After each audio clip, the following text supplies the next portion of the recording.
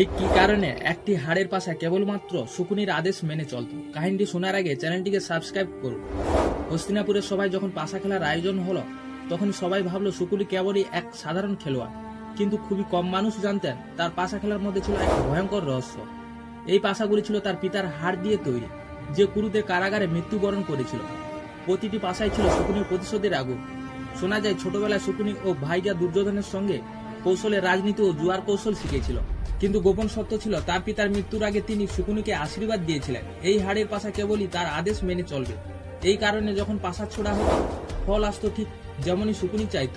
দুর্যোধন জানতো এই গোপন রহস্য, তাই সে বারবার শকুনিকেই তার পক্ষ থেকে খেলতে পাঠাতো।